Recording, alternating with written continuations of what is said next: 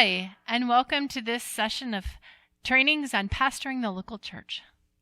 This is part of a series of videos that's been produced to give you some basic information to facilitate conversation between you and your mentor. We'll be spending this time together talking about some of the things you will encounter during the first year as a licensed local pastor or as you step in to serve as a DSA. We know not all of these things will apply to everyone, but please bear with us. I'm Reverend Carol Blair Bouse, an ordained elder here in the Michigan Conference, and we're going to spend this time together looking at the topic of administration. So let's start with a word of prayer to invite God into our midst. Gracious and holy God, thank you for the call you have placed upon our lives to serve your church. Guide our time together this day, that we might feel your presence and know your leading as we travel this path together. Amen. Today we're going to address the basic committees of the church conference and year-end reports, single board governance, church finance, and our connection, including brief understandings of ministry shares, your relationship with the district superintendent, and the district committee on ordained ministry. So let's refresh our memory. The mission of the United Methodist Church is to make disciples of Jesus Christ for the transformation of the world.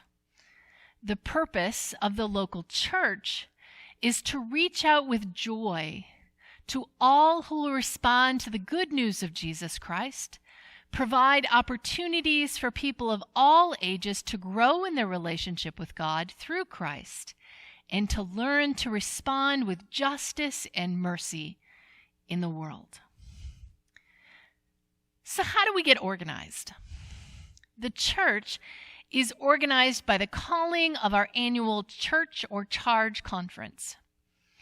In Michigan, we typically have an annual church conference to organize ourselves for another year.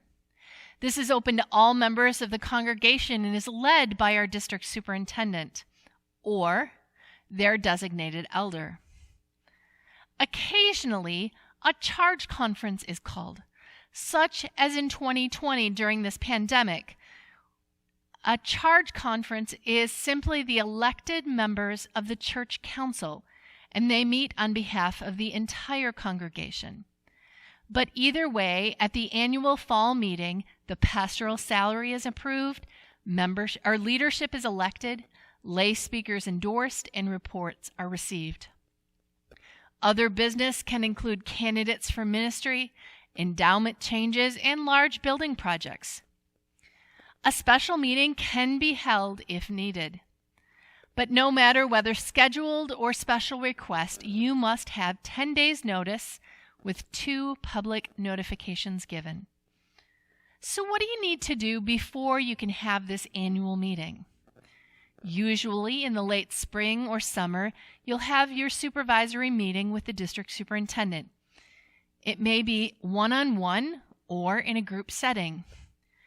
You will need to have completed your annual self-evaluation to be reviewed between you and the district superintendent.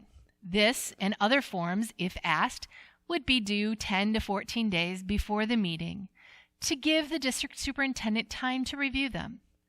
Then, throughout the summer, you would be working with your pastor parish relations committee, or PPRC, to complete their review. It is then shared and compared with your self-evaluation to create a plan of improvement for the coming year. And before the PPRC meets with the district superintendent, they will have submitted a completed review and a plan along with the salary recommendation. Also, forms need to be completed by the trustees and finance committee, along with membership reports, including a removal list.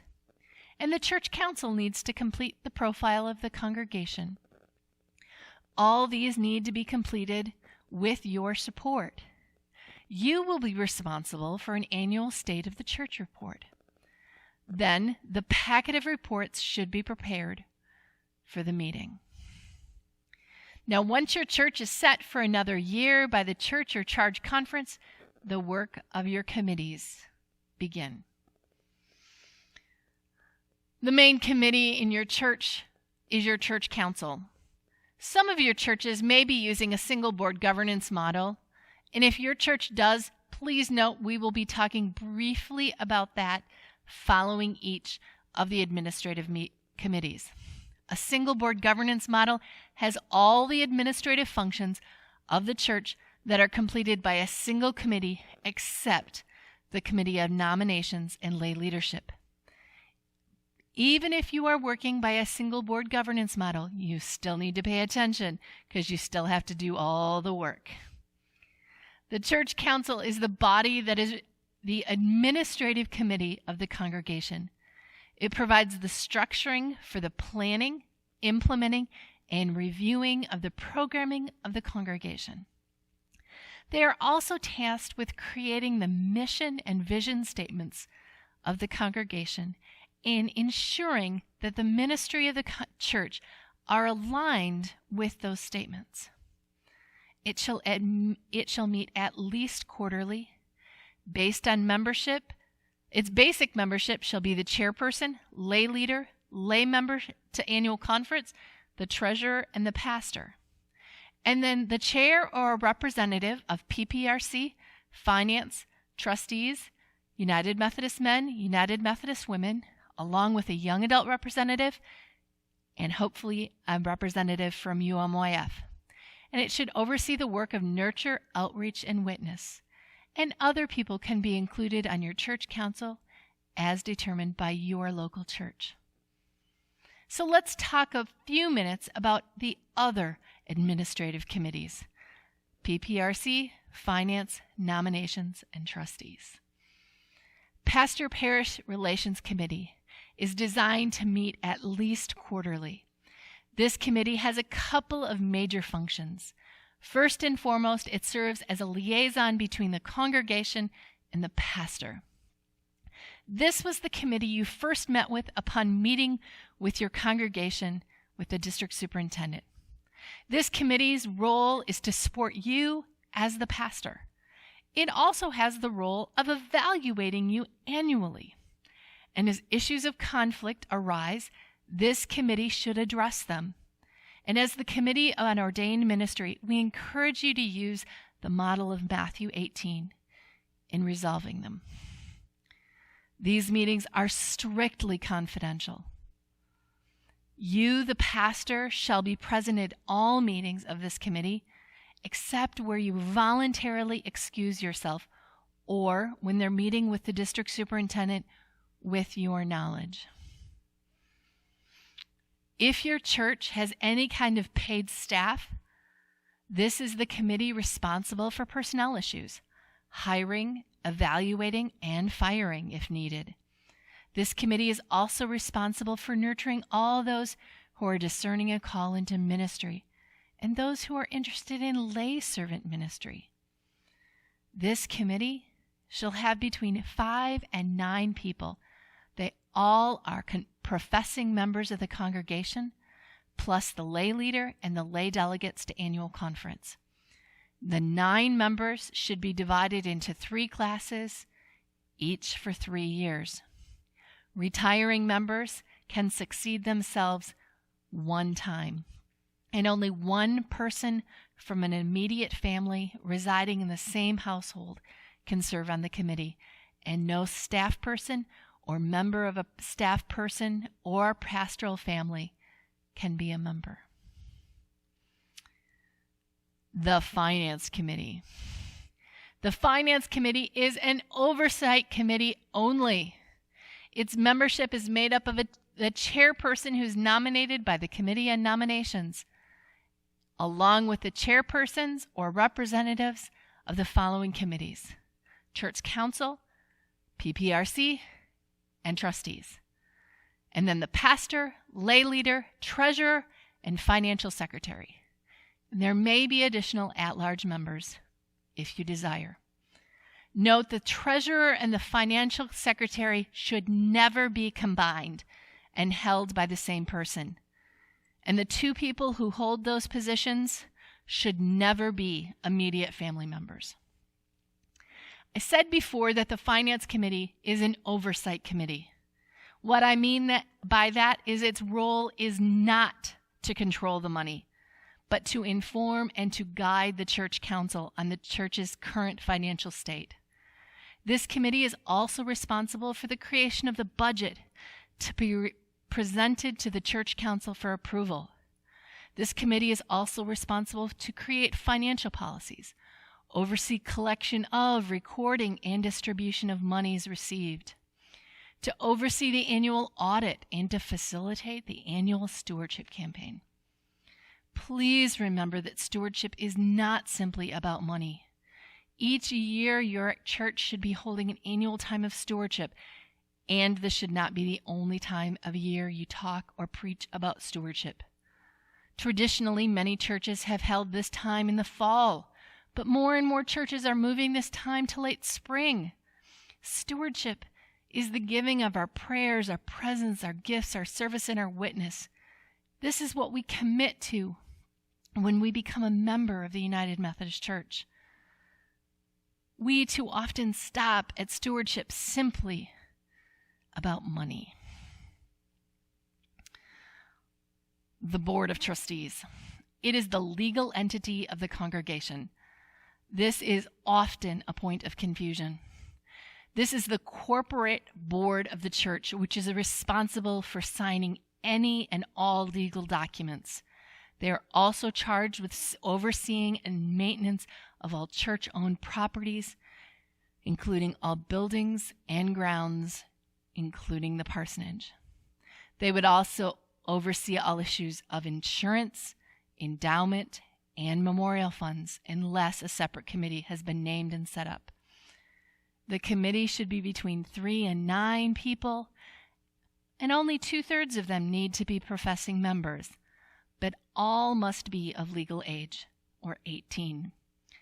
The members, again, should be divided into 3 classes, each for 3 years, and they may succeed themselves once. The officers are elected by the board, not the Committee on Nominations. The parsonage. The parsonage is always a big question when it comes to the trustees and new pastors. My best advice after 25 years plus of ministry, living in them, see them as your home and see it as a partnership. Find opportunities to invite people over if you're at all comfortable. Getting people into the parsonage when you welcome them, they can see challenges in the house that you might not. Don't see the annual walkthrough as an invasion of your privacy. See it as an opportunity to make things better. Your attitude will make all the difference. The more you can work with the trustees to make the parsonage your home, the more successful you'll be in helping others see it not as their parsonage, but as your home. The Committee on Nominations and Leadership Development is designed to work throughout the year to develop and train spiritual leaders, not just the few weeks before church conference. This committee shall not be more than 9 people, all members of the congregation, plus the pastor and the lay leader. The pastor, you, are the chairperson. The members should be divided into 3 classes, each for 3 years. Each year, the new class shall come from the floor of the church or charge conference. But it helps to have them prepared. Now, there are other committees that you may have in your congregation that oversee ministries of nurture, outreach, and witness. But what does that mean? Nurture includes areas such as education and spiritual formation, worship and member care. Special attention should be to think about all ages. Outreach, think about local and the larger community ministries of compassion, justice and advocacy, food pantries, campus ministries, church and society. And witness, developing and strengthening efforts to share our faith stories, lately online communications, or lay servant ministries, walk to Emmaus. Other committees could be have names like missions, worship design, prayer shawl, memorial garden. My best suggestion with all of these is that since each will function so differently in every church, sit down and listen and try to understand what each currently does, how it desires to function, and how it connects with the mission and ministry of the congregation. You should have a United Methodist Women's Unit and a United Methodist Men's Group. If you do and you don't understand how you should relate to these organizations, don't hesitate to contact the district office, and they can give you the current contact information for the district presidents of each of these organizations. But take my advice. The easiest way to relate to them is go to a meeting or two. Let them know you care. I said I would get to a single board governance model, and we're there. The single board governance model is a way in which some churches have used to bring all of these committees to the table at one time. A single board governance model is one in which the church council, pastor-parish relations, finance, and trustees are all held by the same 9 to 13 people. This isn't just a structure for small churches. Many large churches are finding that this is a very efficient and effective way of doing ministry. The major difference in a single board governance model is that it moves away from the reporting and the day-to-day oversight of a committee model to an accountability leadership style. In a single board governance model, it sets guiding principles, things like budgets, policy, goals, and oversight, but it doesn't do day-to-day operations. Unlike the days when you had 9 members of the trustees and they used to take care of every building issue, the 9 to 13 members of the single board governance board are not going to do that. They'll set the goal or the oversight, but they won't, as their role on the governing board, do the day-to-day work. But they will create a task force to complete it. Same with hiring. That might be the responsibility of the pastor or a small team, but not the whole board, depending on how you create your governing guidelines. If your church is working from a single board governance model, make sure you read and understand the guidelines that have been established. But I can give you one piece of advice. The major pitfall that is in a single board governance model is communicate. So communicate, communicate, and communicate. Each church's governing guidelines will be slightly different, but here are some common things they have. A minimum of 9 people who are all professing members of the congregation, plus the pastor, the lay leader, and the lay delegate to annual conference. They are divided into 3 classes, and each for 3 terms. So here's a few things to think about when you're running a meeting. Make sure you've touched base with your chairperson before your meeting. Not having a plan of attack and knowing what's coming makes everyone uncomfortable. Intentionally plan out your agenda. Don't just use last month's. Think about how conversations should need to flow. In such a way, consider moving your treasurer's report to the end of the meeting. When you start the meeting with your money report, especially in difficult financial times, it can cloud every decision. Have all your reports submitted ahead of time with the expectation that people have read it. Don't spend time rehashing the past. Make sure you have time for spiritual formation, not just a quick prayer at the beginning. Consider intentionally taking up to a quarter of your meeting in spiritual formation. This will help everyone understand how important it is for their development. Oh, let me tell you, there will be pushback, but don't stop. It's vital for the development of the committee as a whole. Always review and critically evaluate events. Don't assume you're going to do everything the same as last year or that you'll remember what happened. And spend time visioning every time you meet. We're United Methodist, and we are a connectional church. One of the ways that we are connectional is that we have a year-end report, and I don't know anybody who likes them. But they're a part of life. Every year as the pastor, you are responsible for assuring the completion of the year-end statistical report. To complete this report, you'll need your financial information, attendance, and membership. Your secretary, financial secretary, treasurer, and membership secretary will be the most helpful in filling this out. It's due near the end of January. Another way is through our connectional giving. Ministry shares. As part of the United Methodist Church, each congregation is assigned a portion called a ministry share.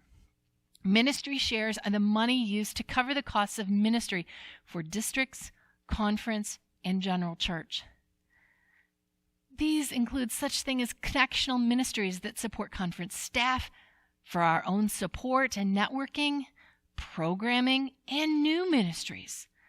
Nationally, including things like our Episcopal offices, advertising, and curriculum development. And internationally, as this church of ours develops around the globe. And we're connected through our Engage ministries, our advanced offerings, and our 6 special offerings yearly. And on top of these ministry shares, we're also apportioned our benefit ministry shares, which are our pension costs. You don't want to miss those. Finally, we are connectional in our relationship to one another. We're connected through our districts.